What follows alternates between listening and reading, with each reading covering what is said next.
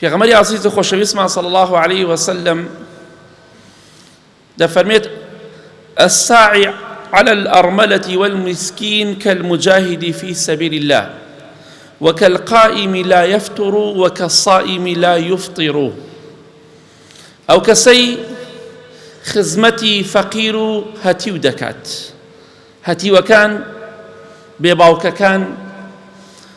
ئەوانەی کە خزمەتی خەڵکی هەژار و دەستکورد ئەکەن بە پارە بە خواردن، هاموشۆیان دەکەن، خزمەتیان دەکەن، پاداشتی ئەوانە چییە؟ ئەو ڕۆشتنەی ئەوان بۆ لای خەڵکی فەقیر و هەژار، بۆ لای خەڵکی بێباوک پاداشتەکەی چۆنە؟ ئەفەرمێت پێغەمبەری خوا صلی الله عليه وسلم مادەم ئەوەی خزمەتی هەژار و هەتیو بکات، وەکو کەسێک وایە لە پێناو خوادا جیهاد بکە و بەرامبەر بێباوەڕان بوەستێ. ڕۆشتنەکەی تۆ جیهادە. و دەفەرمێت وەکو کەسێک وایە شەو نوێژ بکات هەتا بەیانی و بێتاقەت نەبێ، وەکو کەسێک وایە هەموو ڕۆژێکی سونەت بە ڕۆژوو بێت بەڵام بە هیچ جۆرێکیش ڕۆژوو نەشکێنێ، کەواتە ئەو کەسەی خزمەتی هەژار و هەتیو دەکات ئەوە جیهاد دەکات لە پێناو خوادا. ئەو کەسە شەوەکانی بە شەو نوێژ بۆ حساب دەکرێ، ڕۆژەکانی کە نانیش دەخوا بە ڕۆژوو بۆ حساب دەکرێت. کەواتە ئەگەر پێت خۆش ئەم پاداشتە گەورە دەستکەوێ لە مانگی ڕەمەزان و دوای مانگی ڕەمەزانیشدا بەپێی توانای خۆت یا غەیری خۆت هەوڵ بدەن خزمەتی فەقیر و هەژارەکان بکەن. ئیمامی ئەبوبەکری سیدیق ڕەزای خوای پەروەردگاری لێبێت کاتێک کە خەلیفە بوو نوێژی بانی لە مزگەوت دەکرد، دوای نوێژەکە دەرئەچووە دەرەوە، ئەڕۆشتە ماڵێکەوە لە دەرەوەی شاری مەدینە، لە لێواری شاری مەدینە بوو ماڵەکە، ماڵێکی بچووکی سادە، هەموو ڕۆژێک ئەمە پیشەی بوو. دوای نوێژی بانی دەرئەچووە دەرەوە، خەلیفە بوو ڕەزا و ڕەحمەتی خوای لێبێت، ڕۆشتە ئەو ماڵەوە، ماوەیەک لەو ماڵە دەمایە و ئەمجا دەهاتەوە بۆ ماڵی خۆیان. ئەم شتە دووبارە و دەبارە و سەدبارە دەبووە. ڕۆژێکیان ئیمامی عومەری کوڕی خەتاب ڕەزای خوای لێبێت فەرمی بزانم ئیمامی ئەبوبەکر بۆچی ئەچێتە ئەو ماڵەوە، نەک لەبەرەوەی بزانم ئیشی خراپەکە یا خراپ ناکە، نە، حەزی ئەکرد ئەی فەرموو هەوڵ ئەدەم پێشی ئەبوبەکر کەوم لە چاکە و خێردا ناتوانم پێشی کەوم. ئەمە حکمەتێکی تایە ئەم پیاوە هەموو ڕۆژێ دەچێتە ماڵەوە دوای نوێژی بەیانیش. ئەڵە چۆن ماڵەوە تەماشاکەم خانوویەکی حاکەزایی، پیرەژنێکی تایە، ئافرەتێکی پیرەژنی بە تەمەن شەلەل لێی داوە، چۆن دەڵێ ئەمڕۆ جەڵدە لێی داوە، کەوتووە و توانای هەڵسانی نەماوە، هەردوو چاویشی نییە، نابینایە، کەوتووە بێکەسە. ئەڵێ وتم بەو ئافرەتەم وت ئەو پیاوە دیێ بۆ لای تۆ، نەیفەرموو ئەمە خەلیفەی ئیماندارانە، ئەو پیاوە دیێ بۆ لای تۆ چییەکە؟ وتی وەڵڵاهی ڕۆڵە گیان من نایناسم، نازانم کێیە، بەس ئەوە نەئەزانم ڕۆژانە دێ بۆ لام، ناوماڵەکەم بۆ پاکە کاتەوە، گسکم بۆوەدا، خانووەکە و غورفەکانم بۆ گسکەدا، خواردنم بۆ حازر ئەکا و یەک قسەیشم لەگەڵا ناکە و دەڕوات، بەس نازانم کێیە، بەخوا ڕۆڵە گیان نایناسم، بەس هەموو ڕۆژێ خواردنم بۆ حازرەکە، هەموو ڕۆژێ گسکم بۆوەدا، ناوماڵەکەم بۆ پاکاتەوە. ئەمە جیهادە لە پێناو خوادا. دەی خزمەتکاری فەقیر بە لوتت بەرز نەبێت، تۆش کوڕی فەقیری، ڕۆژێ بۆ باوکت بزنێکە مەڕێکی نەبوت لە خۆت بایی مەبە، خزمەتکاری هەژار و فەقیر بە ببێت توانای خۆت. بەڵێ کاتێک کە ئیمامی ئەبوبەکر وفاتەکە ڕەزا و ڕەحمەتی خوای لێبێ، ئیمامی عومەر وعدە دات هەموو ڕۆژێ خزمەتەکەی ئەو ئافرەتە بکا کە ئیمامی ئەبوبەکر کردوێتی ڕەزای خوای پەروەردگاری لێبێت. بەڵێ ئیمامی ئەبوبەکر وفاتی کرد ڕەزای خوای لێبێت، ئیمامی عومەر هات بۆ لای ئەم ئافرەتە نابینایە پیرێژنە پەککەوتەیە بێکەسە، کاتێکە خواردنی دا پێی پیرێژنەکە وتی ڕۆڵە گیان ئەوەی پێشوو مرد، پیاوەکەی پێشوو مردووە، ئەوەی کە پێشتر خزمەتی منی دەکرد مردووە. وتی چۆن نەزانی دایە گیان مردووە، بەچی ئازانی مردووە؟ وتی ڕۆڵە گیان ئەو کە خواردنی بۆ منە هێنا، خورماکەی بۆ مەهێنا، ناوکی تیا نەبوو، ئەمەی تۆ ناوکی تایە، کەواتە تۆ ئەو کەسەی پێشوو نیت. ئەم جا ئیمامی عومەر ڕەزای خوای بێ لەسەر ئەژنۆی دانیشت دەستی کرد بە گریان زۆر گریا فەرمی ئەی ئەبوبەکری سیدیق وەڵڵاهی هەموو کەسێکت ماندوو کردووە کەس ناتوانێت منافەسەی تۆ بکات ئەو خورمای کە بوو منی دێنی ناوکی تایە بەڵام ئەو پیاوەی پێشوو ناوکەکەیشی بۆم دەرئەکرد بەبێ ناوەکەی دا پێم خورماکە بۆی عەزێت نەخۆم ئەمە خزمەتکاری فەقیر و هەژارە بۆیە تۆ چیت لە چاو ئیمامی ئەوبەکرا من چیم هەتا خۆمان بە خزمەتکاری فەقیر و هەژار نازانین ئەوەی خزمەتکاری فەقیر و هەژار بێ ئەو پاداشتەکەیەتی هەموو شەوەکەت بە شەو نوێژ بۆ حسابەکرێ ڕۆژەکانت بە ڕۆژوو بۆ حساب دەکرێ هەردووان زەمانەکە تۆ جیهادەکەی لە پێناو خوای گەورەدا بۆیە ئاگات لە فەقیر و هەژار بێ لە مانگی ڕەمەزان و دوای مانگی ڕەمەزانیشدا بەڵێ پێغەمبەری خوا صلی الله علیه وسلم دەفەرمێت هەر کەسێک سەدەقەیە بکات من تصدق بعدل تمرة من كسب طيب ولا يقبل الله إلا الطيب وإن الله يتقبلها بيمينه ثم يربيها لصاحبه كما يربي أحدكم فلوه أو قلوصه حتى تكون مثل الجبل أو أعظم أم حديث خوشك لبخاري مسلم دهاتو پێغەمبەری خوا فەرمووی صلی الله عليه وسلم هەر کەسێک لە پێناو خوادا لەبەر خاتری خوا نەک بۆ ناو دەرکردن و ڕەسم گرتن نەک بۆ پۆز لێدان لەبەر خاتری خوا لەتێک خورما ببەخشێ یەک لەتن نەک خورمایە کامل نیو خورما بەڵام حەڵال بێ پارەکەی حەڵال بێ نیو خورمای پێ بکڕێ خوای گەورە و میهرەبان بەدەستی ڕاستی ئەو نیو خورمایە وەردەگرێت کە دایەتی بە فەقیر و هەژارێک نیو دەنگ خورما ئەگەر خورمایەک بێ ئەگەر زیاتر بێ ئەوە هەر باسی مەکە ئەم نیو خورمایە کە پارەیەکی حەڵاڵە خوای گەورە بەدەستی ڕاستی وەری دەگرێ و بەرەکەتی تێ ئەکات گەورەی دەکا بۆی گەشە دەکا ئەو نیو خورمایە گەشە دەکا لای خوای پەروەردگار گەورەی دەکاتەوە بۆی پاداشتەکەی حتا بەقەت شاخێکی گەورەی لێ دێت لە شاخێک گەورەتریش قورسایەکەی یعنی جاری وایە دەنگی خورما نیو دەنگ خورما دەبەخشی خوای گەورە بەقەت یەک شاخێ چەندێک قورسە ئەوەندە خورما بکەیتە خێر ئەوەندە خێرە بۆ نووسێ ئەوەندە پاداشتەکەی گەورە دەکات و قورسی دەکات بۆ قیامەتت بۆیە لە بیرت نەچێ ئاگات لە فەقیر و هەژارەکان بێت هەروەکو چۆن کەسێک لە ئێوە بەچکە ئەسپێکی هەبێ بەچکە وشترێکی بێت چۆن بەخێوی دەکات و گەورەی دەکات خوای گەورە و میهرەبانیش ئەو نیو خورمایە گەورە دەکات هەتا بەقەت شاخێ گەورە دەبێت بەڵکو گەورەتریش پاداشتەکەی یعنی جاری وایە تۆ 1000 دەکەی بەخێر خوای گەورە بەقەت یەک شاخێکی گەورە چەندێک ئەوەندە هەزاری چەندێک ئەوەندە خێرە بۆ نووسێ بەس پارەکەی حەڵال بێ و بۆ خوایش بێت نەک بۆ ناو دەرکردن تۆ بۆ خوادێکی پێویست ناگە ڕەسم بگری وەڵام من ئەگەر ڕەسم نەگر خەڵکی خەم پێ ناکە ئەو خەڵکی کەسی قەی بە من نییە نە پارەی لێ وەرەگرم و نە ڕەسمیش دەگرم بۆی تەواو بۆی ئاگامان لە فەقیر و هەژارەکان بە یارمەتیان بدەین ئازاریان نەدەین پیاوێکی چاک هەبوو خزمەتی ماڵی فەقیرێکی دراوسەی خۆیانی دەکرد شتی بۆیان دەکڕی خواردەمەنی بۆیان دەکڕی پێداویستەکانی بۆیان دەبەردەکرد دراوسەی بوو خزمیشی نەبوو بەس تەنها دراوسەی بوو فەقیر بوو هەژار بوو هەندێک جار بە مناڵەکەی دەوت ڕۆڵە گیان بڕۆ لە ماڵ ئەو خزمە ئەو دراوسەی خۆمان عەفو ئەو دراوسەی خۆمان فەقیرەکە کە یارمەتی ئەدەم بڕۆ هەندێک خوێ بێنە خوێ هەندێک جار دەینا دەی بڕۆ شەکر بێنە شتی بەسیت هەندێک جار دەینا دەی بڕۆ دووسێ نان لە ماڵیان بێنە ئەوی باشە باوە گیان چی پێویستەکە ئێمە بچین خوێ و شەکر یاخود نان یا هەر شتێت لە ماڵی ئەو فەقیرە بێنین ئەوی ڕۆڵێکیان ئێمە یارمەتی ئەو ماڵە فەقیرە ئەدەین با دڵیان شتێک نەکا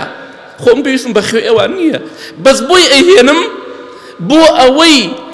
ئەوانش وا بزان ئێمەش پێویستمان بە ئەوانە دڵیان شتێک نەکا حەز بە شەرمەزاری بکەن حەز بە نوقسانی خۆیان بکەن منیش حەزەکەمان دێجار شت بێنم بۆ ئەوەی ئەوانش وا بزان ئێمەش پێویستمان بە ئەوانە خۆ پێویستمان پێیان نییە بەس دڵیان پێی خۆشە بێ ئەڵێن ئەوانش شت لە ماڵ ئێمە ئەبەن ئەمە یارمەتیداری فەقیرە نەک حیابردنی کیلۆیە خەیاری بێ و ڕەسمیە بگرە وێنەیە بگرە طەبەقەی هێلکەی بێ ڕەسمەکەی بگرە سەبەتێکی داناوە یەک کیسە خێو تێکرە 5-6 کیلۆیە علاگەیەکە بەس پڕی کردو لە خوێ ڕەسمەکە ئەگرێ بەڵاوی ئەکاتەوە یارمەتی فەقیر و هەژار ئەوان نابێ ڕەسمی دەرگاکە ئەگرێت وێنەی دەرگاکە ئەگرێت من خزمە ئەزانمەوە دەرگای ما فڵان کەسە پێویست ناکە با ئێمەش بچین شتیان لە ماڵ بێنین بۆ ئەوەی هەست بە نوقسانی نەکەن ئەوان. دەی خوای گەورە ئەم خێر و سەدەقەی گەورە دەکاتەوە کە بۆ خوای گەورە و ڕەزامەندی خوایە، بۆ ناو دەرکردن نییە. خوای گەورە فەرزی نەکردو لەسەرت ئەبێ ڕەسم بگری و وێنە بگری و خزمەتی هەژار بکەی بە وێنەگرتن. ئەوە نەیتوانات بوو 5 ماڵ بێ 10 ماڵ بێ خزمەتیان بکە، یارمەتیان بدە، پێویست ناکە زۆر بێت و وێنە بگریت. کەواتە ئەگەر کەمێکیش بیکەین لەبەر خاتری خوا، خوای گەورە بۆمان گەورە دەکاتەوە. پێغەمبەری خوا صلی الله عليه وسلم دەفەرمێت: إن الصدقة لتطفئ غضب الرب، إن الصدقة لتطفئ عن أهلها حر القبور، والصدقة تطفئ الخطيئة كما يطفئ الماء النار. ئەم حدیثی پێغەمبەری خوا صلی الله عليه وسلم چیمان فێر دەکات؟ ئەفەرمێ خێر و سەدەقەکردن تووڕەیی خوا ناهێڵێت. ئەگەر پێت خۆشە خوا لێت تووڕە نەبێت، خێر و سەدەقە بکە، یارمەتی فەقیر و هەژار بدە بە پێی توانای خۆت. بە پێی توانای خۆت 250 500 هەزارە بیکە بە خێر ڕۆژانە، یا خڕیکە و دوای بیدە بە فەقیر یا بە هەژارێک. دەتوانی بیکەی. مناڵەکەت هەموو ڕۆژێ پارەی نادەیتێ، دەیم فەقیری حسابی مناڵێکی بۆ بکە، حسابی 2 مناڵی بۆ بکە، مانگانە شتێکی بۆ حازرکە، دەغیرەیەک دابنێ 4 مناڵەتەیە بیکە 5 مناڵ ڕۆژانە دەغیرەکە شتێکی تێکە بۆ فەقیر و هەژارێک. خوای گەورە لێ تووڕە نابێت. ئەگەر یارمەتی فەقیر و هەژار بدەی و حەیای نەبەی، وێنەی نەگری، بۆ خوا بیکەی، خوای گەورە لێ تووڕە نابێت، تووڕەیی خوا ناهێڵێت. و پێغەمبەری خوا فەرمی صلی الله عليه وسلم: خێر و سەدەقە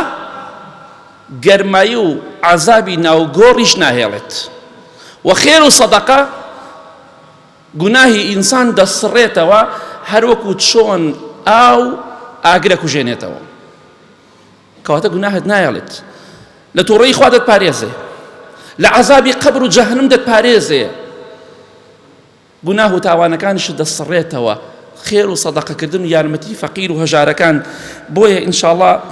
خۆت ئامادەکە بۆ ئەوەی کە یارمەتی فەقیر و هەژار بدەی. لە مەولا بەرنامەیەک دابنێ بۆ فەقیر و هەژارەکان دوای ڕەمەزان. ئەگەر ڕۆژی 500 هەزاریش دابنی بۆ خەڵکی فەقیر و هەژار زۆرە. ئەگەر کیسەی برنجی بۆ بکڕی زۆرە بۆ ئەو. ئەگەر 4 دەبەڕۆنی بۆ بکڕی بۆ ئەو زۆرە، بەپێی توانای گیرفانی خۆت. بۆیە ئینشاءڵڵا ئەگەر پێتان خۆشە خوا لێتان تووڕە نەبێ، ئاگاتان لە فەقیر و هەژارەکان بێت. ئەمانەتی ئێوە ئەوان چونکە ئەوانە فەقیر و هەژارن، پێویستیان بە یارمەتی و کۆمەکی ئێوەیە، بەڵام ئێوەش ئاگاداری ئەو خاڵە بن هەتاکو بە تەواوەتی فەحسی نەکەن، نەزانن فەقیرە هەژارە یارمەتی مەدەن. چونکە خەڵکەیە فێر بووە، ئەوانە پێیان ناشێ زەکات، هەیە فێر بووە، هەیشە احتیاجە پرسیار بکە بزانە ڕاستەکە یا ڕاست ناکە و کاتە یارمەتی بدە ئینشاءڵڵا. یا ربی خوای لە گوناهەکانمان خۆش بی، لە گوناهی دایک و باوک و مردوەکانمان خۆش بی، خوایان ئاخرمان بەخێر بگێڕی.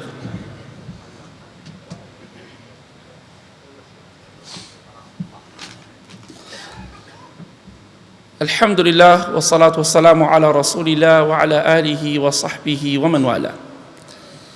خوای گەورە دەفەرمێت: وما أنفقتم من شيء فهو يخلفه. و پێغەمبەری خوا صلی الله عليه وسلم دەفەرمێ، خوای گەورە لە حەدیثێکی قودسیە دەفەرمێ کە لە بوخاری مسلم دەهاتەوە، دەفەرمێ: يا ابن آدم أنفق عليك. و حەدیثێ تریش فەرمێ: 3 أقسم عليهن ما نقص مال عبد صدقة. خوای گەورە دەفەرمێ ئێوە هەر شتێک لە پێناو خوادا ببەخشن، خوای گەورە بۆتان پڕ دەکاتەوە، بۆتان پڕ دەکاتەوە. و دەفەرمێ ببەخشە منیش بە تۆی ئەبەخشم، وعدی خوایە. خوای گەورە وعدە خلاف نابێت، ئەوەی ببەخشێ خوا زیاتری پێ دەبەخشێ. و پێغەمبەری خوا صلی الله عليه وسلم دەفەرمێ سوێن دەخۆم بە خوای گەورە، ماڵی موسڵمان بە خێر و سەدەقە و زەکات کەم ناکە. ئەو وعدی خوا پێغەمبەری خوایە صلی الله عليه وسلم، بە هیچ جۆرێک کەم ناکات. خێر و سەدەقە لە ماڵی موسڵمان کەم ناکات، خوای گەورە بەرەکەتی تێدەکات. پیاوێکی دوکاندار هەبوو، ئینشاءڵڵا لەمانە فێری دەرز و عیبرەت بین. ئەم دوکاندارە میوەشتی دەفرۆشت. پیاوێک هات بۆ لای پرسیاری کردوتی مۆز بە چەنە؟ بۆ نمونەوتی 1500. بامێ بە چەنە؟ 1500 تەماتە بە چەنە 1500 وەکو نمونەیەک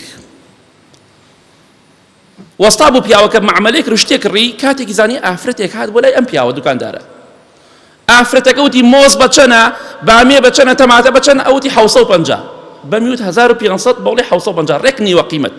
نیوە قیمەتی ئەو پیاوە پێوت پیاوەکەیش خەریک و تووڕە بێ تۆ بشتێ دوکانێک کابرا بۆ کەسێک بڵێ بە 1500 بۆ تۆش بەو شێوەیە بێ فەرقەکات لەوانەیە پێت ناخۆش بێ بۆ فەرق و سووەکە بۆچی بە من 1500 بۆ ئەم ئافرەتە 750 خاوەن دوکانەکە ئیشارەتی بۆ کرد وتی بێدەنگ قسەمەکە دوای پێت دەڵێم ئەم مەسەلە چۆن چۆنیە ئافرەتەکە بە دڵی خۆی شتی هەڵگرت و پارەکەی دا و ڕۆشت ئەم پیاوەتی زۆر تووڕەیە وتی ئالەو شتە هەرزانانەش هەنێشت بە من بدە ئەو هەرزانەی کە بۆ ئافرەتەتدا وتی بەخوا ئەگەر ناچار نەبوو مای پێتم نەئەوت بەس بۆی دڵت عاجز نەبێ ئەم ئافرەتە دراوە سێمانە بێوە ژنە هەژارە کۆمەڵێک هەتیوی هەیە بە هیچ جۆرێ قبول ناکە نەفسی زۆر بەرزە بە هیچ جۆرێ قبول ناکە هەرچەنێ پێی ئەڵێم بە بەلاشت بەرەڵێ بەخوا بە بەلاش نایبم بۆیە منیش چی دەکەم شتێک دەکەم بۆی هەستی پێ نەکا بەخوا خۆی نازانێ من یارمەتیە دەم هەروە ئەزانێ نرخەکەی ئەوەندێ ئەوە ئیخلاسە نەک ئەوەی کابرای ئەبوو سێڵفی نەک ئەوەی کابرای حەیابەر کە ڕسمی وێنە و خەڵکی دەگرێت ئەمە بۆ خوایە ئەمە خوا بەرەکەتی تێکات ئەمە خوا وعدی داوە بۆی پڕکاتەوە واللهی ئەم ئافرەتە نازانێ من یارمەتی ئەدەم بەڵام بە بەلاش نایبات بۆیە منیش نیوەی قیمەتەکەی پێڵم بە زەرەر ئەیدەمێ هەموو شتێکی بە زەرەر ئەدەمێ بەس سوێن بەخوا خاوەن دوکانەکەوتی سوێن بەخوا هەر ڕۆژێک ئەم ئافرەتە بێ شت بەرێ شتەکانی بە زەرەر بەمێ خوای گەورە سێقات بۆم تەعویز دەکاتەوە هەر ڕۆژێک ئەم ئافرەتە بێ من بازاڕم باشترە خوای گەورە بە سێقات بە زیاتر تعویزی ئەو زەرەرم بۆ کاتەوە کە لە خۆم داوە ئەو ئافرەتە جارە بای 50000 بە خۆی لە ڕاستیە بای 100,000 من 50 لێسێنم بە زەرەر ئەیدەمێ بەس خوای گەورە بە سێقات بە زیاتریش بۆم پڕکاتەوە ئەمجا ئەو پیاوە داوای لێبوردنی کرد و ڕۆشت ئەدەتوانی تۆ یارمەتی فەقیر و هەژار بدەی خوای گەورە وعدی داوە پێغەمبەری خوا صلی الله علیه وسلم وعدی داوە سوێنی خواردووە ماڵەکەی تۆ بە زەکاتدان بە خێر و سەدەقە کەم ناکات بەرەکەتی تێکەوێت بۆیە ئینشاءڵڵا ئاگات لە فەقیر و هەژارەکان بێت ئەوان لەبیر نەکەی بە هیچ جۆرێک لەبیریان نەکەی ئەو کاتە بە ئیزنی خوای گەورە بەرەکەت ئەڕژێنێ بەسەر تا لە دنیا و لە قیامەت ژیانت خۆشەکە بۆیە ئاگات لە فەقیر و هەژارەکان بێت پێغەمبەری خوا صلی الله علیه وسلم ئەفەرمێ یەکێک لەو کەسانی کە لە ڕۆژی قیامەتە لە ژێر سێبەری عەرشی خوای گەورەدایە ناخۆشی ساحەی مەحشەر نابینێ ئەو کەسەیە کە سەدەقەیەک دەکات دەیشارێتەوە بە دەستی ڕاستی دەیبەخشێ دەستی چەپی پێی ناسانێ واتە ئەوەندە نهێنیە بە نهێنی دەیکات چ جای بچێ وێنە بگرێ و بڵاوی کاتەوە نا پێویست ناکە کەسێک وتی وێنەکەم بۆ بێنەوە پێویست ناکە پارەی نە پارەی لێوەرگرن نە خێریشی لێوەرگرە کە سیقەکە نەبوو قیمەتی نییە حقیقەتش لە ڕاستیدا ئەو کەسانی کە وێنە دەگرن زۆر جا پەیوەندی بەوە نییە بڵێ کابرا داوای وێنەی لێیەکە ڕیکلامە بۆ خۆی دەکات ئەوە خۆشە بڕۆیتە کۆڵانەکەوە شتەکەی بۆ داگری و خەڵپێت نەزانی و بڕۆی ئەوە مرتاح دەکات ئەوە دڵخۆش دەکات چونکە بۆ خوایە ئەوانەی کە خێرخوازن خوا پاداشتی خێریان بداتەوە بەڵام بانیەتیان بخوا پاکن و واز لە وێنەگرتن بێنن بۆ خوا بیکەن ئیتر هەر کەسێکە پێغەمبەری خوا صلی الله علیه وسلم دەفەرمێ كل امرئ في ظل صدقته يوم القيامة حتى يقضى بين الناس هەموو کەسێک لە ڕۆژی قیامەتە لە ژێر سێبەری خێر و سەدەقەکەی خۆیدایە هەتا حکم و مەحکەمەی هەموو خەڵکی دەکرێت کەواتە تۆ ئەگەر لە دنیادا خێر و سەدەقەت کردوێ بۆ خوا بۆ ڕەزامەندی خوا بۆ ناو دەرکردن و سەخاوەتی نا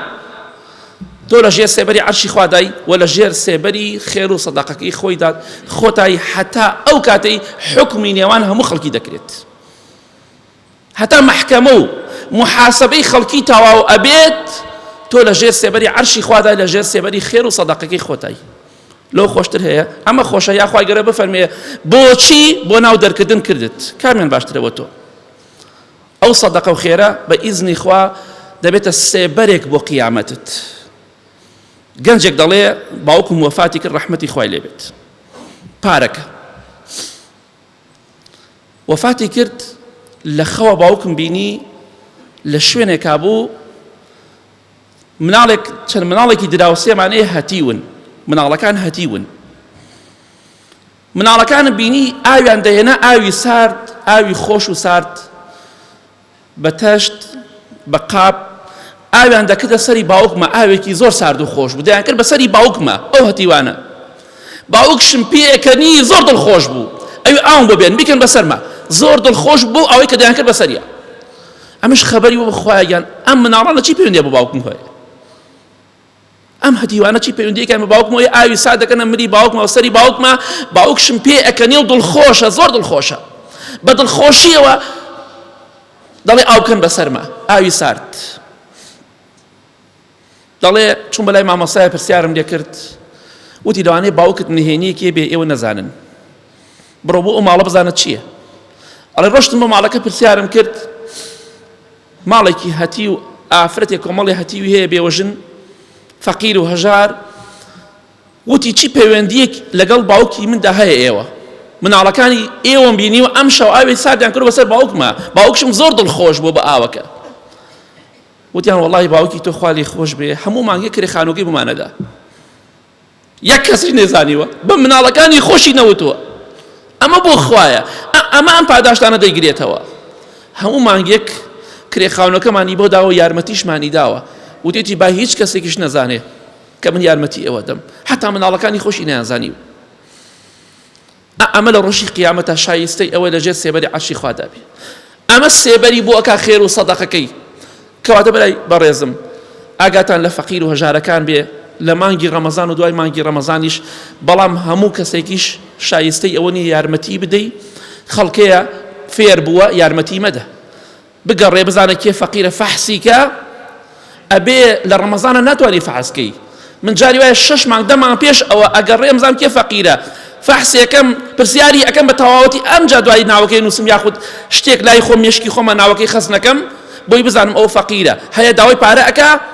بەڵام چەندەها خانووی هەیە فێر بووە بۆیە کەسێک بیدەنێ کە شایستەی بێ و فەقیر بێ و هەژار بێ و فێر نەبوو بێ ئەو پاداشتە گەورانە و چەندەها پاداشتێک کە باسمان نەکردووە ئینشاڵڵا شمولتان دەکا هیوادارم ئەم بەسەراتانە کە باسمان کرد ئەم حەدیثانەی کە باسمان کرد ببێتە هۆکارێک بۆی لە مۆلا زیاتر یارمەتی فەقیر و هەژارەکان بدەین لە دوای مانگی ڕەمەزانیش اللهم اغفر للمؤمنين والمؤمنات والمسلمين والمسلمات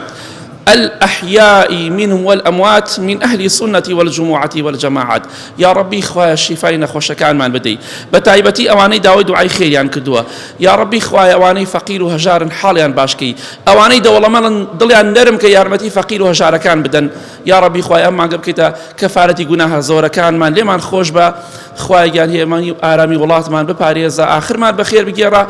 آمين آمين آمين وصلى الله على محمد وآله وصحبه أجمعين مسلمانانی بەڕێز و خۆشەویست